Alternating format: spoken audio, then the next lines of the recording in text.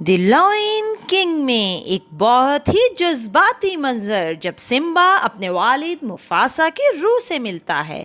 سمبا جو بڑا ہو چکا ہے اور جلاوطنی کی زندگی گزار رہا ہے، اپنی پہچان اور مقصد کے بارے میں وہ بہت پریشان ہے۔ ایک رات ایک عقل مند بندر رفیقی اسے ڈھونڈتا ہے اور اسے جنگل کے ایک خاموش حصے میں لے جاتا ہے۔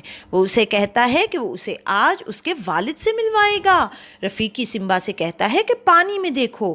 پہلے تو سمبا صرف اپنی پرچھائی دیکھتا ہے، لیکن رفیقی اسے کہتا ہے کہ غور سے دیکھو سمبا، اور اچانک پانی میں مفاسا کی تصویر نمودار ہوتی ہے۔ جیسے ہی سمبا حیرت سے دیکھتا ہے، آسمان پر بادل جمع ہونے لگتے ہیں اور مفاسا کی روح ایک بڑے چمکدار شیر کی شکل میں بادلوں میں ظاہر ہوتی ہے۔ اس کی آواز آسمان سے گونجتی ہے۔ مفاسا نرمی سے اپنے بیٹے سے کہتا ہے، سمبا تم نے مجھے بھلا دیا ہے۔ سمبا حیران ہو کر، نہیں بابا، میں کیسے بھول سکتا ہوں؟ مفاسا اپنے بیٹے سے کہتا ہے کہ تم نے خود کو بھلا دیا ہے اور اسی وجہ سے مجھے بھی۔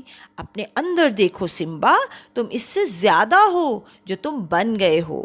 تمہیں زندگی کے دائرے میں اپنی جگہ لینی ہوگی۔ سمبا پریشانی سے، میں کیسے واپس جاؤں؟ میں وہ نہیں ہوں جو پہلے تھا بابا۔ مفاسا سختی سے اسے سمجھاتا ہے، یاد رکھو تم کون ہو، تم میرے بیٹے ہو اور ایک سچے بادشاہ ہو۔